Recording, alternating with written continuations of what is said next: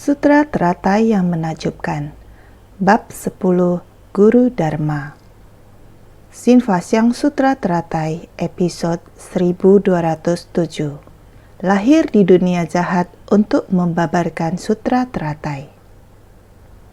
Memiliki tekad maha belas kasih, mereka dengan sukacita melepaskan kediaman yang tenang pada tanah penuh kedamaian dan kebahagiaan.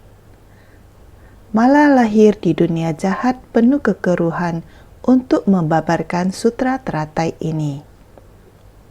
Mereka lahir di dunia jahat ini untuk menerima, menegakkan, dan memberi persembahan pada seluruh sutra. Lebih lagi, dapat menunjukkan ikrar agung penuh belas kasih dari orang-orang ini untuk menyadarkan semua makhluk. Menerima dan menegakkan Sutra Teratai adalah harapan mendasar Buddha. Ajaran Buddha diwariskan ke generasi mendatang, mengharapkan setiap orang dapat bersungguh hati menerima dan menghayati. Oleh itu, mendorong setiap orang untuk membangkitkan tekad menerima dan menegakkan Sutra Teratai. Prinsip kebenaran yang tersimpan di dalam sutra sepenuhnya adalah prinsip kebenaran yang meliputi langit dan bumi. Di kumpulan orang banyak, setiap orang seharusnya menerima, menghayati, dan memahami.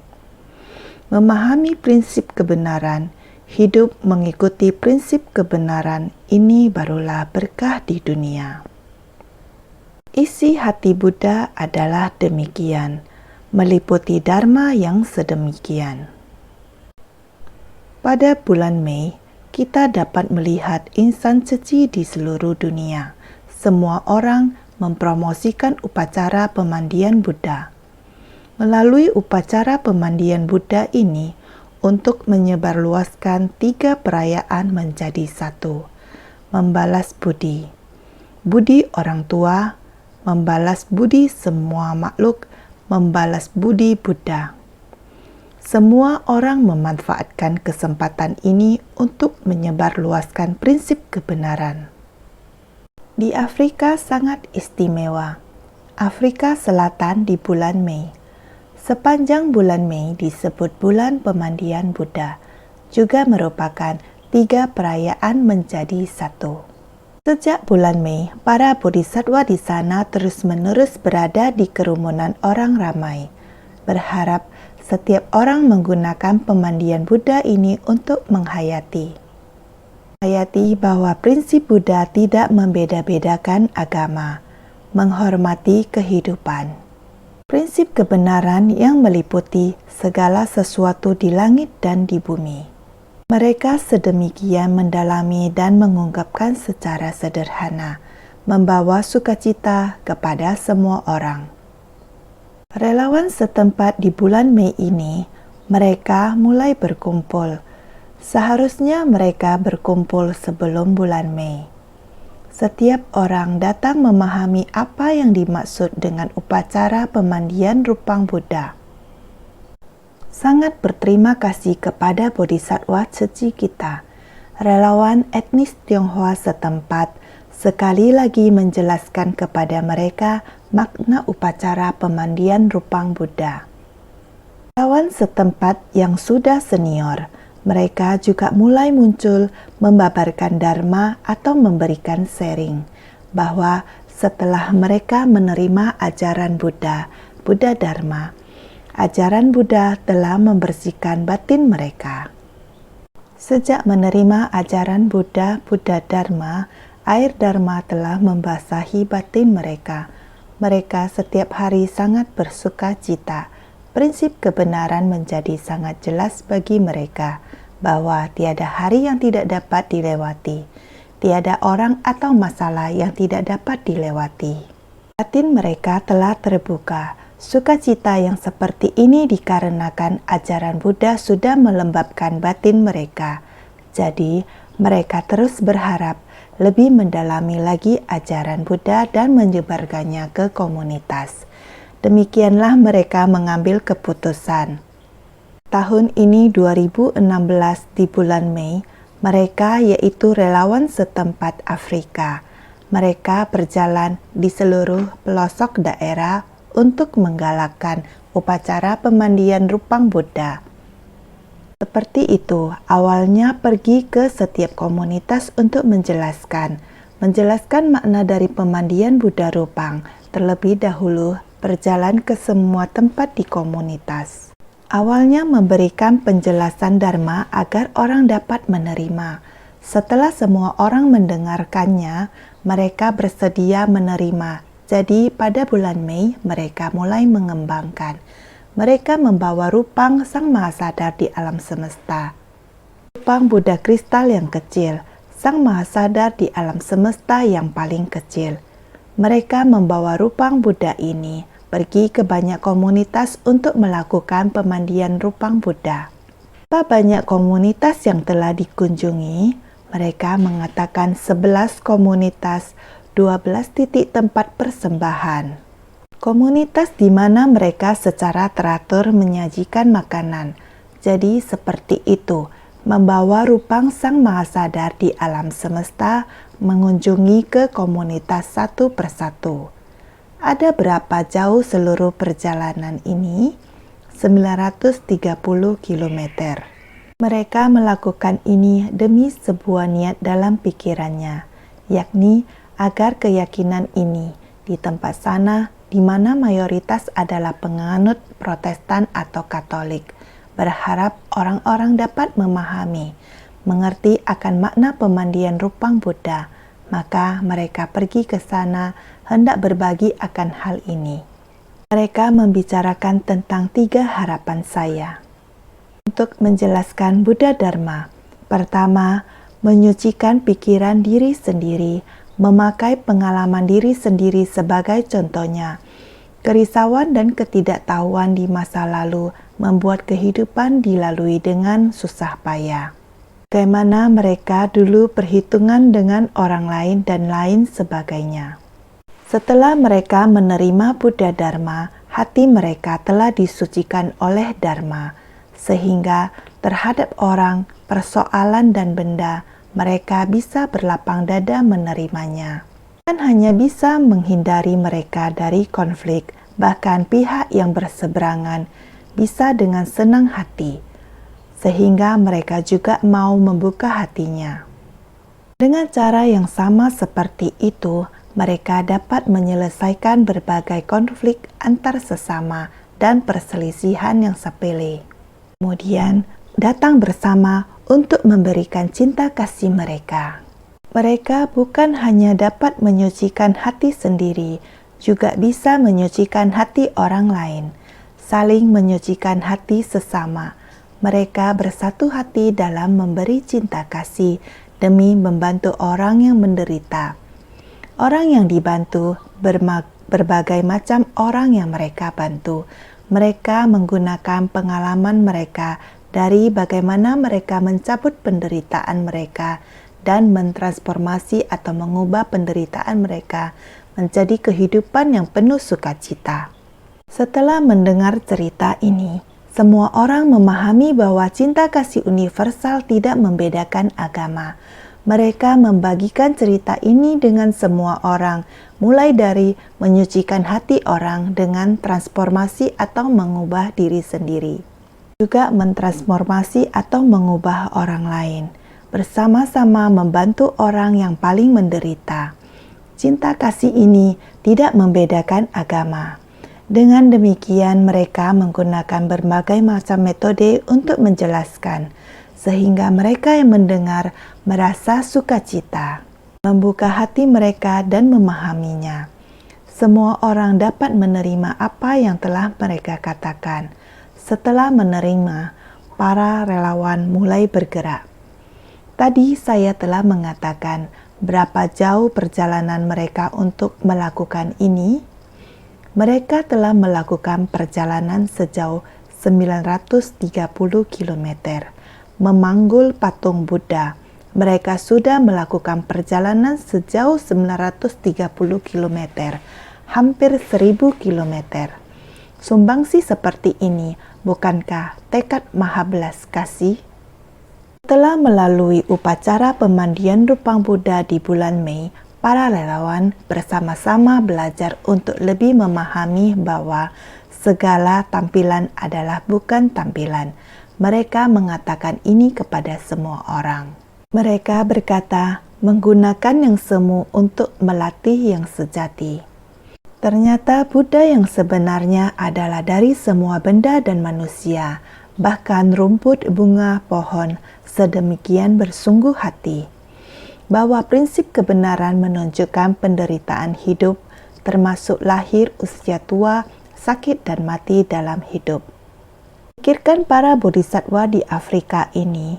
Mereka mendengarkan Dharma dengan sangat jelas menyeluruh dan memahaminya dengan sangat baik. Mereka mampu memahami Dharma yang Master babarkan. Mereka memberitahu semua orang, meminjam yang semu tubuh jasmani guna melatih yang sejati batin. Mereka mengerti bahwa Sang Buddha pada awalnya muncul di tengah kerumunan, datang untuk menjelaskan kebenaran segala sesuatu di alam semesta. Bahkan, jika sekuntum bunga, rerumputan atau pohon yang tumbuh, berkembang atau layu, itu adalah metafora untuk kelahiran, usia tua, penyakit, dan kematian manusia. Melihat bodhisattva Afrika ini benar-benar bersinar, mereka pun mulai mengajak sebelum upacara formal pemandian rupang Buddha, yaitu di saat mereka menuju ke desa untuk mengajak, mereka pun mulai memberikan contoh. Jika kalian bersedia untuk memandikan rupang Buddha, pada saat memandikan rupang Buddha, etikanya demikian dan demikian. Demikian memberi contoh. Pada awalnya hanya memberi contoh. Harus menggunakan apa? Mereka menggunakan botol air mineral yang dianggap kristal Buddha berlapis lazuli. Dianggap sebagai yang maha sadar di seluruh alam semesta. Demikian diletakkan satu persatu di tempat tersebut, menganggap botol air mineral sebagai Sang Buddha. Mereka berkata, segala wujud adalah Sang Buddha. Asalkan di dalam batin memiliki rasa hormat, segala macam benda juga dapat dianggap Sang Buddha. Menghormati Sang Buddha layaknya Sang Buddha ada di sana. Sedemikian melatih mereka menjadikan botol air mineral sebagai target. Dalam hal ini seperti Sang Buddha berada di sana. Piring, bunga dan lainnya diletakkan satu persatu. Demikian membimbing mereka. Etikanya adalah harus penuh rasa hormat, harus bagaimana membungkukkan badan. Saat membungkukkan harus memikirkan apa. Di depan terdapat seorang Buddha, yaitu bersujud pada kaki Buddha. Dengan hati yang tulus, demikian membimbing. Selanjutnya, saat bangkit berdiri, harus beranjali. Kedua belah tangan memegang kaki Sang Buddha. Demikian kedua belah tangan beranjali dengan hormat mengambil bunga. Kemudian mengambil sekuntum bunga, kemudian kembali dengan hormat. Terlebih dahulu memberitahu mereka prinsip kebenaran, kemudian mengajarkan tata krama kepada mereka. Mengajarkan tata krama, tempat mereka sangatlah sederhana. Dengan penuh rasa hormat, menghormati Sang Buddha layaknya Sang Buddha ada di sana. Karena sekali, mereka sudah sepakat untuk pergi dari rumah ke rumah untuk pemandian rupang Buddha. Demikian mereka membawa bunga dan rupang Buddha. Demikian berjalan dari satu desa ke desa. Ada satu keluarga yang mereka rencanakan untuk dikunjungi adalah orang sakit. Mereka juga ingin membawa rupang Buddha ini ke rumahnya agar dia bisa mendapat kesempatan untuk melakukan pemandian rupang Buddha. Hari itu, ketika mereka baru tiba di sana, pasien ini sudah pergi ke gereja. Mereka merasa, berhubung mereka sudah berada di sini, mereka harus melakukan yang terbaik. Sebelum melihat pasien yang perlu diberi perhatian, mereka akan ikut ke gereja.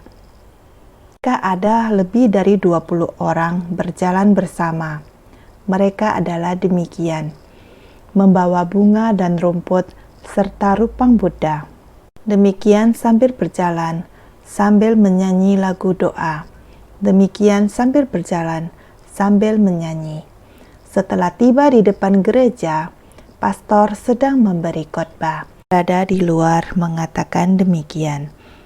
Kita harus berbicara dengan suara lembut. Kita harus terlebih dahulu mendengar dharma. Kita harus dengan hati yang penuh hormat. Jadi, semua orang harus sangat harmonis dan teratur. Masuk ke gereja dengan penuh sopan. Demikian duduk di sana mendengar pastor sedang memberi khotbah. Menunggu hingga pastor selesai memberikan khotbah.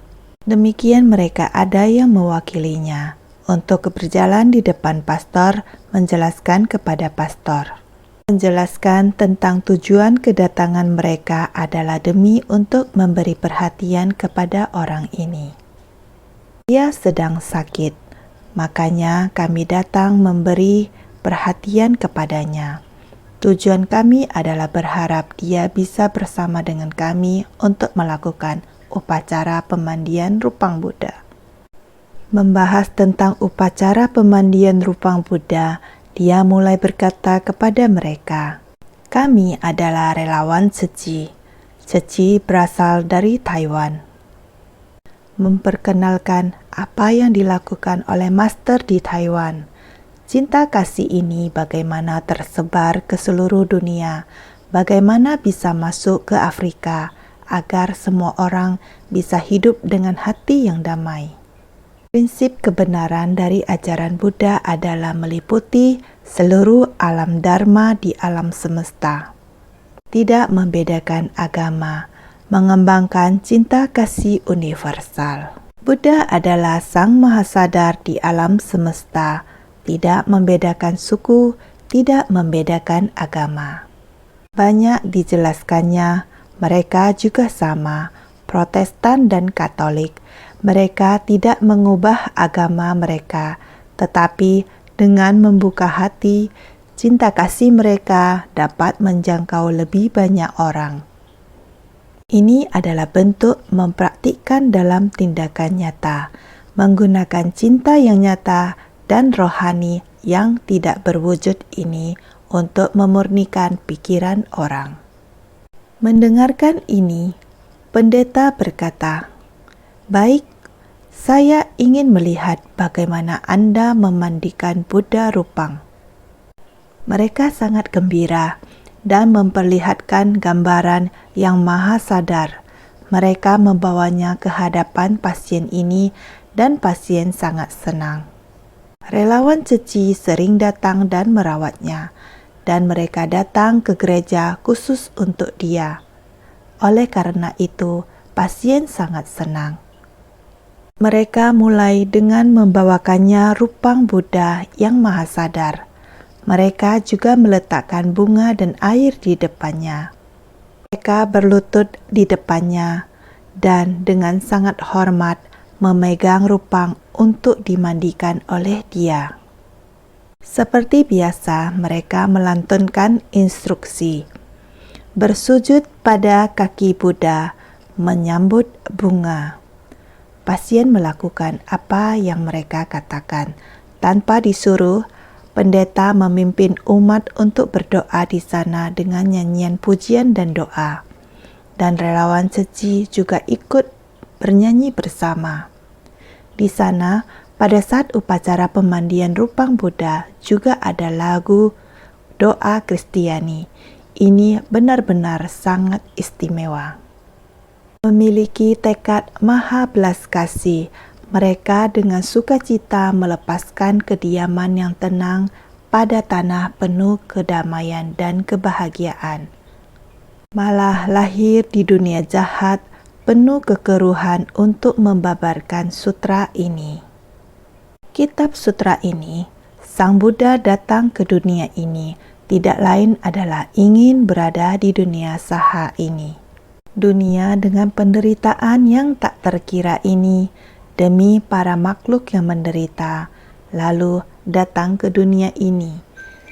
Isi hati Sang Buddha adalah ingin mewariskan Dharma ini ke dunia, agar dunia ini dapat bersentuhan dengan Dharma ini, tidak membedakan agama.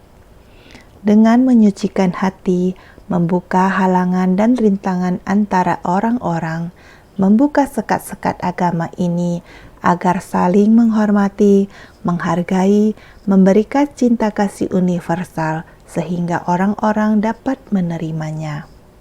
Ini sungguh tidaklah mudah.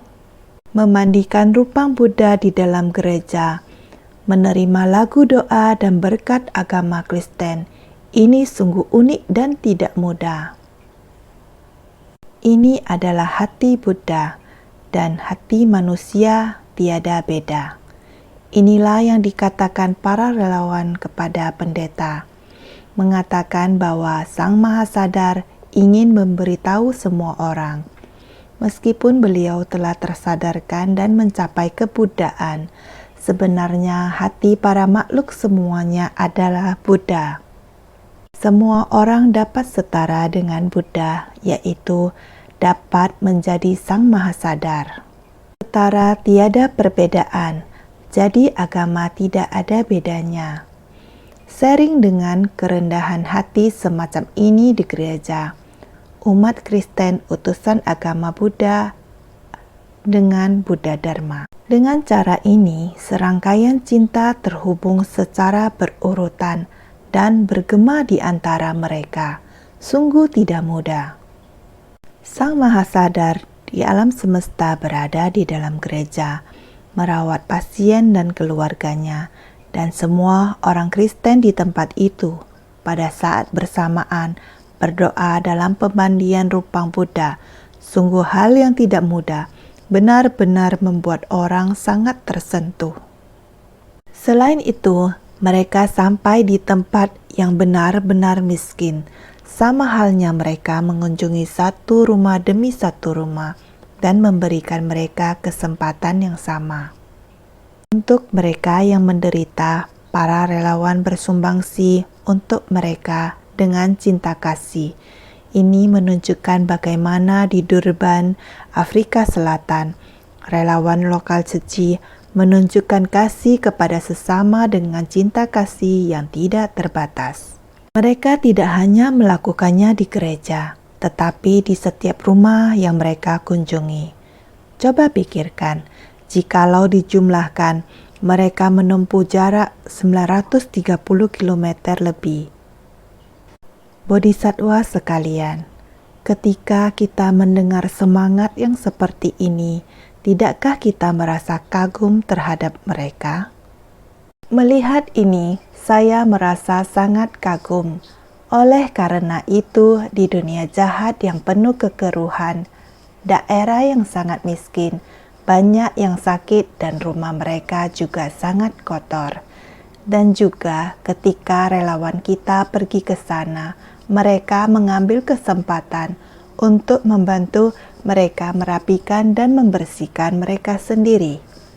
Lalu membawa mereka keluar ke halaman supaya mereka bersih ketika hendak memandikan rupang Buddha. Ini adalah hal yang sangat tidak mudah. Upacara pemandian rupang Buddha kita di Taiwan sudah terdekorasi secara agung. Sementara tempat mereka sangat sederhana, bahkan ada tempat yang mereka rencanakan untuk dipinjam. Tetapi tiba-tiba ada seseorang yang perlu menggunakannya.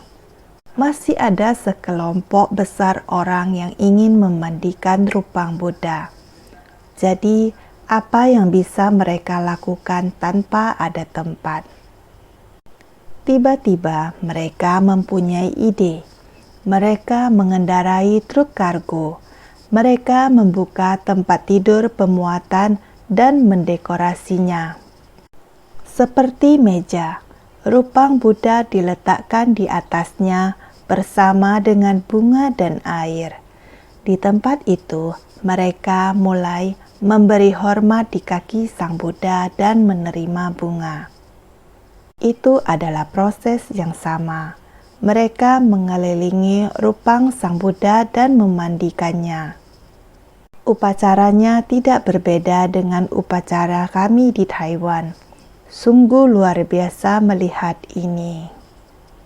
Di negara yang menderita di Afrika ini, Buddha Dharma dapat memasuki pikiran orang secara mendalam dan dapat menyucikan hati manusia. Itu telah menarik mereka keluar dari penderitaan mereka dan membuka pintu hati mereka. Pikiran setiap orang telah disucikan, dan pada saatnya mereka juga mensucikan hati orang lain. Mereka datang bersama dengan cinta kasih dan telah membantu banyak orang yang menderita. Setelah bersentuhan dengan Dharma Buddha, sebutir demi sebutir benih sedemikian tersemai di dalam batin banyak orang.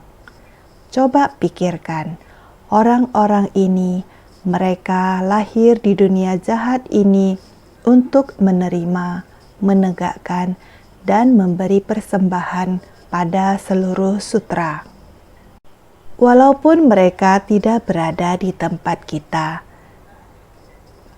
tidak bisa seperti kita, setiap hari dapat menerima dan menegakkan sutra teratai. Namun, mereka menyerap prinsip sejati dari alam semesta dan ajaran dari Sang Buddha ke dalam batinnya. Inilah apa yang Sang Buddha ajarkan, mengajari kita bagaimana agar Dharma terserap ke dalam batin dan dipergunakan dalam kehidupan kita. Bagaimana terserap ke dalam batin dan berada di tengah orang banyak. Mereka berhasil melakukannya. Mereka terlahir di dunia jahat. Di tempat itu, mereka menerima, menegakkan, dan memberi persembahan pada seluruh sutra. Mereka benar-benar telah menerima, menegakkan, dan memberi persembahan pada seluruh sutra. Mereka mempraktikkannya dengan tindakan nyata. Mereka berada di tempat yang sedemikian buruk, di tempat terbuka, matahari begitu panas terik, sangat panas, kondisi lingkungan yang begitu sederhana. Mereka bersedia. Ini sungguh tidak mudah. Ini adalah mereka lahir di dunia jahat ini untuk menerima, menegakkan, dan memberi persembahan pada seluruh sutra di Afrika. Lebih terbukti bahwa orang-orang ini memiliki ikrar agung penuh belas kasih dari orang-orang ini untuk menyadarkan semua makhluk. Kalau mereka bukan bodhisattva agung, mana mungkin? Mereka terlahir di dunia jahat yang penuh kekeruan. Di tempat itu, betapa sulitnya untuk mendengarkan Dharma. Namun di tengah kesulitan, mereka mendengarkan Dharma dan menerimanya. Di tempat yang sedemikian sederhana dan miskin, mereka berkenan untuk menyebarkan ajaran Buddha. Bayangkan, ini sangat tidak mudah. Di dalam hati Master, orang-orang ini adalah bodhisattva agung yang sebenarnya, dan terlebih lagi membuktikan tekad belas kasih mereka. Karena itu, kita semestinya lebih menghormati mereka. Ini sungguh tidak mudah. Jadi, kita semestinya tahu beginilah cara menyebarkan Dharma Buddha. Meskipun kita tidak memiliki apapun, asalkan prinsip kebenaran masuk ke dalam batin kita, kita akan merasa kaya dan berlimpah. Kemanapun kita pergi, kita bisa menyebarkan ajaran dan mengembangkan Dharma. Ini sangatlah tidak mudah. Para bodhisattva agung ini, benih-benih ini membawa Buddha Dharma ke tempat itu. Mereka membawa marsab dan sisila seci ke tempat itu. Ajaran Buddha dibawa ke tempat itu dan memberikan fungsi yang begitu besar. Kalau berbicara tentang ini, saya merasa sukacita. Mari kita lihat naskah sutra sebelumnya. Engkau hendaknya tahu, kalau orang-orang ini adalah para bodhisattva agung yang telah mencapai Anuttara Samyak Sambodhi. Karena merasa iba kepada para makhluk, mereka berikrar untuk terlahir di sini, membabarkan sutra teratai secara luas dan terperinci. Sutra teratai bab 10 Guru Dharma. Kita sudah tahu orang-orang itu benar-benar bodhisattva dari kehidupan ke kehidupan di era Sang Buddha. Era Sang Buddha di masa lampau membangkitkan tekad demikian. Di masa mendatang dari era Sang Buddha, yakni masa sekarang ini, terus membangkitkan semangat untuk membimbing orang lain seperti mereka ini semua. Semuanya adalah bodhisattva agung di masa mendatang, telah mencapai Anuttara Samyak Sambodhi. Karena merasa iba kepada para makhluk, mereka berikrar untuk terlahir di sini. Merasa iba kepada para makhluk, tidak tega, berbelas kasih kepada para makhluk, mengasihi insan lain bagai terhadap diri sendiri. Penderitaan para makhluk adalah penderitaan kita. Bodhisattva muncul dikarenakan ada makhluk yang menderita, terlahir di tengah penderitaan. Ada jalinan jodoh seperti ini untuk menerima Buddha Dharma. Dengan Buddha Dharma ini, menebarkannya di tempat yang menderita di dunia. Ini adalah datang kembali dengan kekuatan ikrar. Bodhisattva agung dengan jalinan jodoh yang memadai, mereka di tempat tersebut membabarkan sutra teratai secara luas dan terperinci. Sekarang, mereka juga sama seperti kita, sedang mendengarkan sutra teratai. Mereka mendengar dan menggunakannya dalam kehidupan mereka. Jadi, penderitaan ini, dari melihat penderitaan, mereka tahu berkah yang dimiliki. Di tengah penderitaanlah, Buddha Dharma adalah di tengah penderitaan, dapat dilihat akan prinsip kebenaran yang luar biasa. Mari, naskah sutra berikutnya mengatakan, bagaimana pula dengan orang-orang yang sepenuhnya dapat menerima, menegakkan, dan memberikan berbagai persembahan. Selain semuanya ini, juga dapat menerima dan menegakkan berbagai persembahan. Bagaimana pula dengan orang-orang yang sepenuhnya dapat menerima, menegakkan, dan memberikan berbagai persembahan? Baik saja, Raja, engkau hendaknya tahu kalau orang-orang ini rela melepaskan balasan karma murni. Setelah aku parinirwana nanti, dikarenakan berbelas kasih pada semua makhluk, mereka lahir di dunia jahat ini untuk membabarkan sutra ini secara luas. Sutra Teratai Bab 10 Guru Dharma. Baik saja Raja harus tahu orang-orang ini, harus tahu orang-orang seperti ini. Diri sendiri rela melepaskan balasan karma murni. Seharusnya mereka tidak perlu lahir di dunia yang penuh kejahatan itu.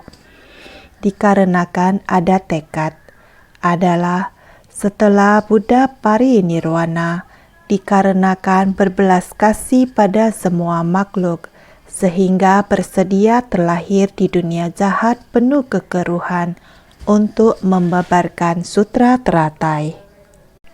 Membuat prinsip kebenaran ini ada di tengah orang banyak dan membabarkan sutra teratai secara luas. Bagian dari naskah sutra ini adalah menjelaskan lahir di dunia jahat ini, menjelaskan bahwa bodhisattva pada dasarnya membina diri. Mereka tidak perlu datang ke dunia seperti ini. Tidak perlu berada di tengah orang banyak yang menderita, tapi mereka dengan membawa ikrar, sehingga lahir di dunia jahat ini. Tujuannya adalah hendak datang untuk menerima, menegakkan, dan memberi persembahan, membaca, melafalkan, dan menyalin seluruh sutra. Dengan demikian menunjukkan ikrar penuh belas kasih. Naskah sutra ini kembali menjelaskan kalau lahir di dunia jahat ini untuk menerima, menegakkan, memberi persembahan, membaca, melafalkan, dan menyalin seluruh sutra.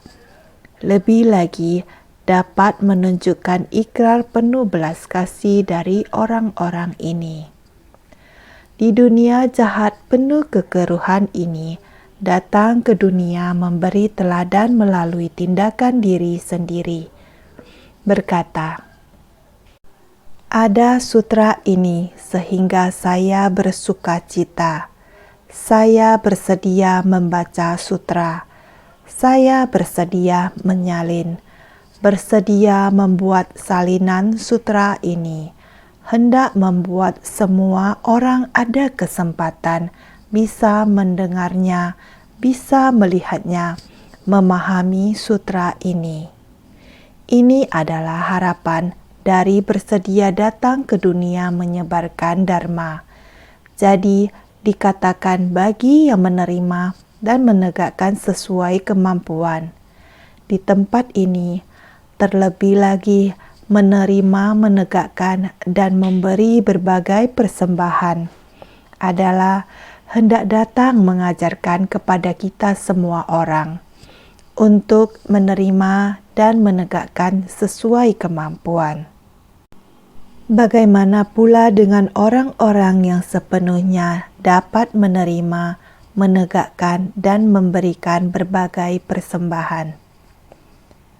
Bagi yang menerima dan menegakkan sesuai kemampuan, pahala kebajikan yang diperoleh sudah pun tak terhingga.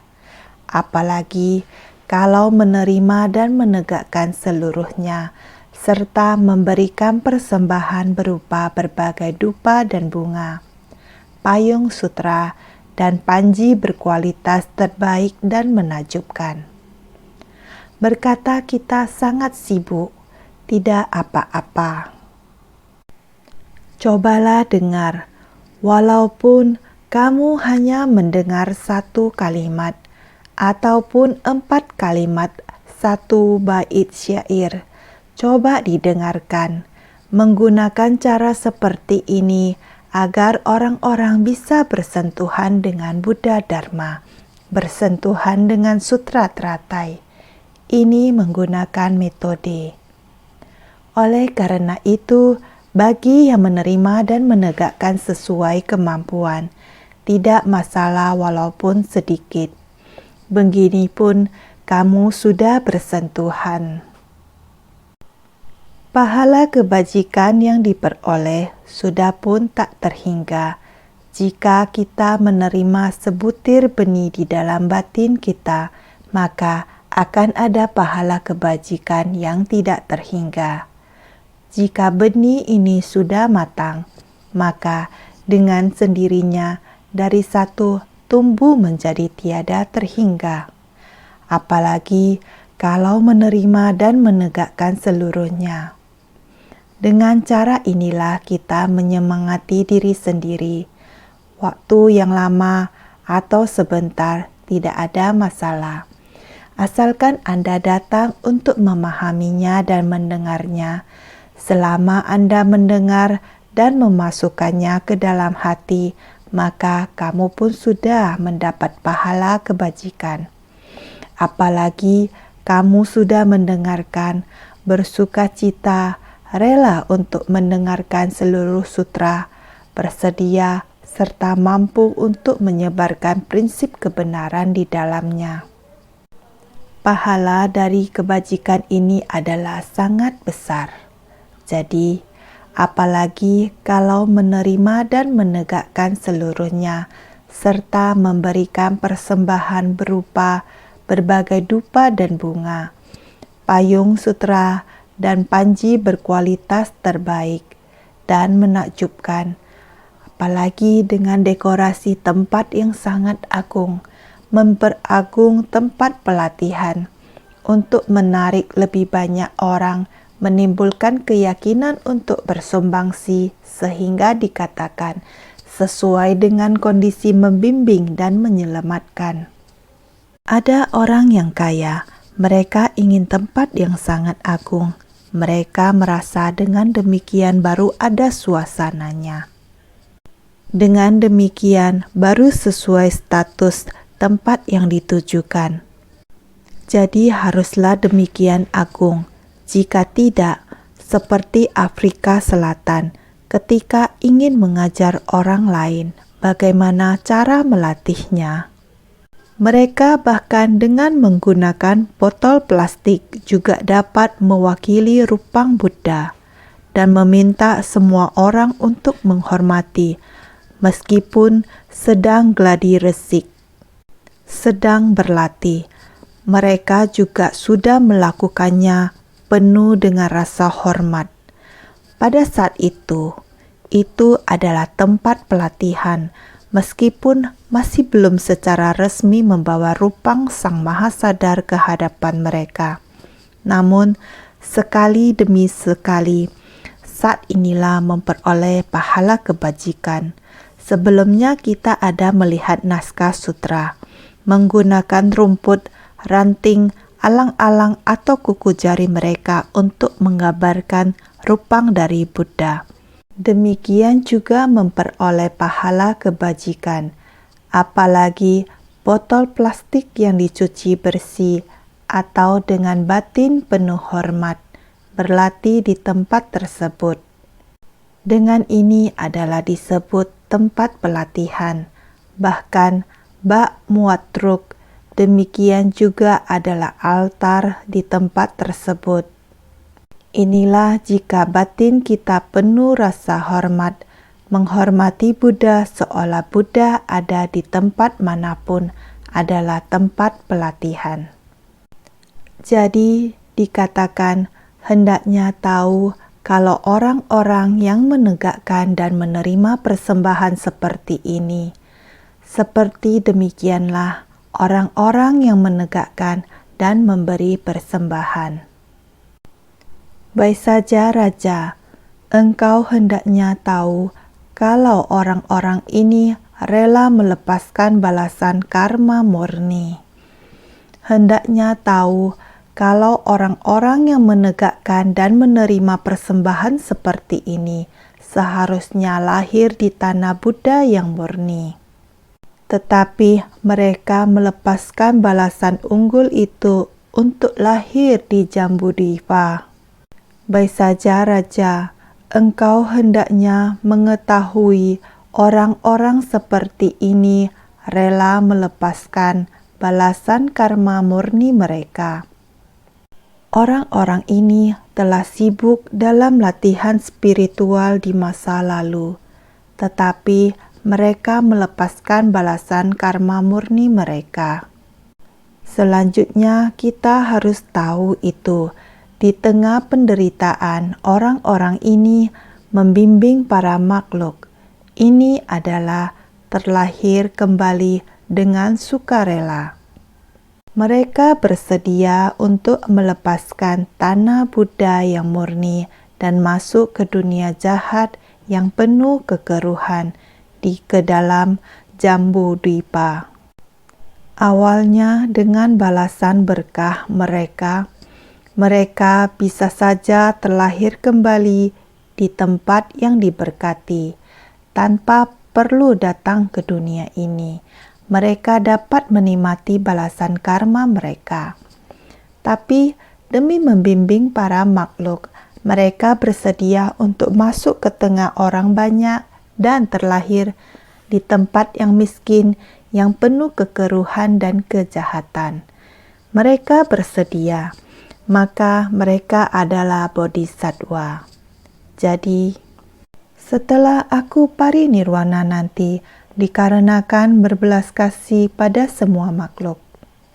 Setelah Buddha Sakyamuni parinirwana, dikarenakan berbelas kasih pada semua makhluk.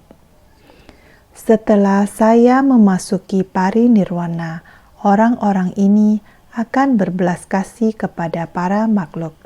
Ini adalah ketika Buddha Sakyamuni mulai membabarkan sutra teratai dan mulai akan memasuki parinirwana. Beliau dengan sepenuh hati memikirkan bagaimana agar Dharma ini bisa terus diwariskan. Dan agar semua orang bisa memahami, maka menjadikan Bodhisattva Baisaja Raja sebagai orang yang memiliki kapasitas yang sesuai untuk menerima pembabaran Dharma. Sehingga terus memanggil Baisaja Raja.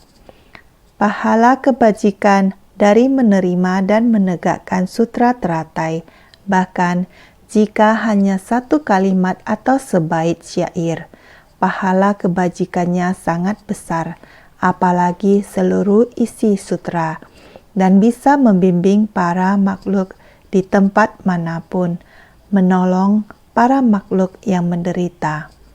Ini adalah Bodhisattva Agung. Demikian Buddha menyampaikan kepada para Bodhisattva Baisaja Raja. Maka demikianlah Buddha Sakyamuni membimbing para makhluk.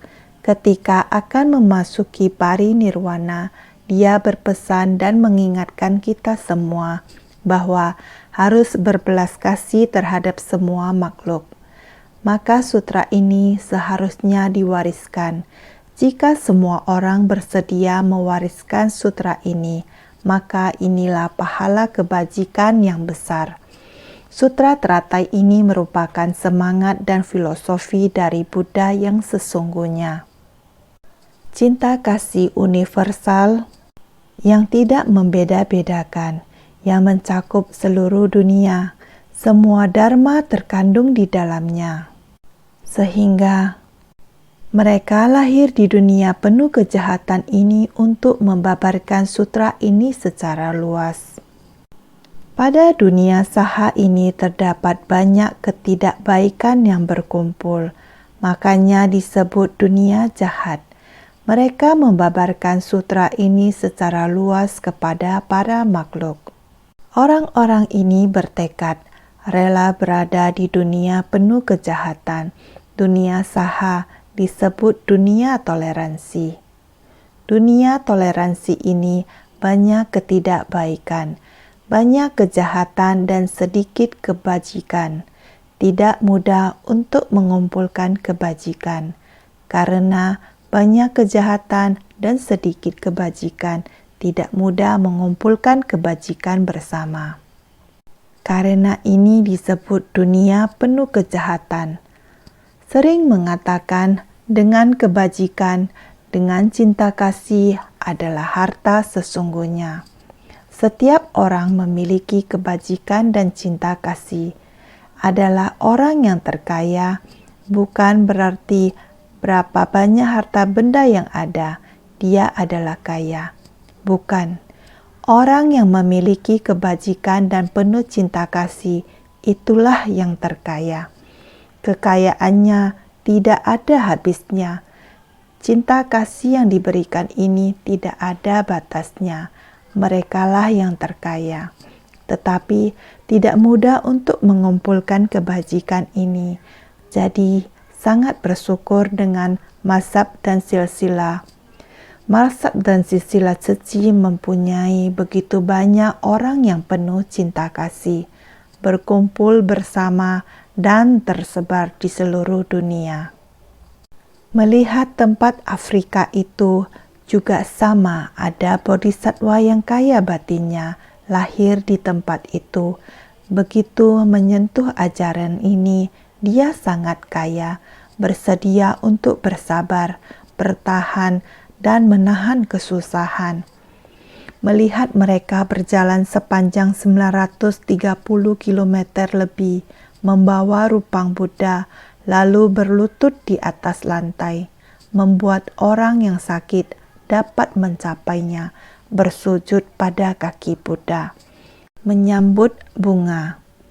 Begitu lihat, ini adalah benar-benar cinta kasih universal tanpa pamrih. Cinta kasih yang setara, demikian membawa sampai ke depan pintu rumah orang sakit, bahkan masuk ke dalam merapikan rumah orang sakit. Juga membersihkan tubuh orang yang sakit. Demikian memandikan rupang Buddha. Bukankah ini benar-benar memandikan rupang Buddha? Merapikan dan membersihkan tubuh orang sakit ini memang sudah memandikan Buddha, karena setiap orang mempunyai sifat hakiki Buddha. Juga membuat orang sakit memandikan rupang Buddha, membuat batinnya kembali lagi bersih. Kalian pikirkan, bukankah ini menghimpun kebajikan ini pada lingkungan dunia ini? Pikirkan, bukankah pahala kebajikan yang sangat besar? Sehingga membabarkan sutra ini secara luas kepada para makhluk, apalagi pada tempat ini. Mempraktikkan dalam tindakan nyata sedemikian, juga membabarkan sutra ini secara luas kepada orang. Demikian melakukannya dan mengatakannya adalah mengatakan apa yang telah dilakukan, melakukan apa yang sudah dikatakan, benar-benar mempraktikkan dalam tindakan nyata. Sutra teratai benar-benar ada di sana. Terbawa oleh kekuatan tekad maha belas kasih, mereka melepaskan tanah murni dan lahir di dunia jahat untuk membabarkan sutra ini. Sebenarnya mereka tidak perlu demikian, tetapi demi ajaran ini mereka bersedia berjalan keluar, bersedia demikian terjun, bahkan menyebarkan ajaran ini ke gereja tidaklah mudah. Sehingga berbicara di seluruh dunia sebanyak butiran debu pada 10 penjuru masih belum dapat disebut banyak. Berbicara banyak masih belum cukup. Berbicara hanya sebait syair atau sebuah kalimat, mana boleh dikatakan sedikit. Walaupun mereka tidak banyak mendengarkan sebuah kalimat atau sebait syair, tetapi dharma diserap ke dalam batin. Mereka bisa menunjukkan begitu banyak praktek dengan tindakan nyata. Bagaimana bisa dikatakan mereka sedikit mendengarkan dharma? Orang yang banyak mendengarkan berkata, "Saya banyak mendengarkan, ajaran apapun telah saya dengar, tetapi kamu tidak bisa mempraktikkannya. Ini juga tidak termasuk banyak, tetapi kamu mendengar sebagian dan mempraktikkannya. Ini tidak bisa dikatakan sedikit. Kamu telah mendengarkannya, mempraktikkannya. Ini sudah sangat banyak."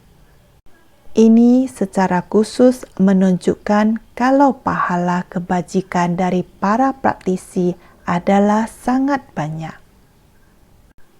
Untuk mendengarkan dharma sangatlah sulit. mendengarkan dan mempraktekkan pahala kebajikan sangatlah banyak. Berbicara di seluruh dunia, sebanyak butiran debu pada 10 penjuru masih belum dapat disebut banyak.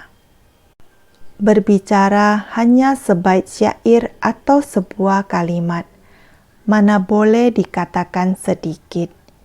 Ini secara khusus menunjukkan kalau pahala kebajikan dari para praktisi adalah sangat banyak. Di atas membandingkan antara orang-orang yang menerima, menegakkan, dan memberikan persembahan pada sutra ini. Baik seluruh sutra atau sebait syair atau sebuah kalimat dalam sutra. Sebetulnya adalah sulit untuk membicarakannya dengan hanya menggunakan banyak sedikitnya makna sutra. Di atas menyampaikan, orang-orang yang menerima menegakkan baik seluruh sutra atau sebait syair atau sebuah kalimat dalam sutra. Demikian membandingkan kamu lebih banyak atau saya lebih sedikit. Sebenarnya, asalkan kamu praktek dengan tindakan nyata, semuanya sama banyaknya. Kamu tidak perlu memamerkan bahwa kamu lebih banyak, tetapi kamu tidak melakukannya.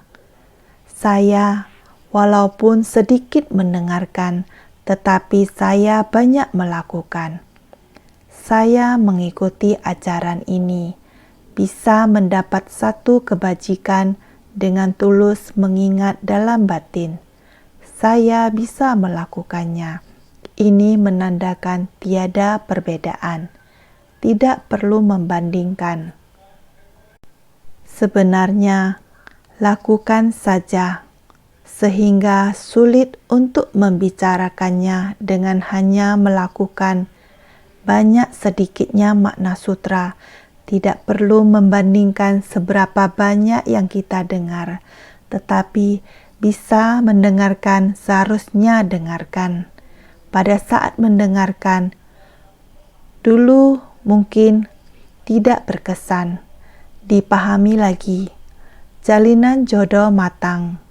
Kata inilah yang membangkitkan keyakinan saya. Ini sangat penting. Bodhisattva sekalian, benar-benar mendengarkan, menerima, dan menegakkan sutra. Menggunakan prinsip kebenaran dalam kehidupan kita sehari-hari. Mensucikan diri sendiri, mensucikan orang lain, saling menyatu, memperluas cinta kasih universal. Ini sangatlah penting, sehingga kita harus senantiasa lebih bersungguh hati.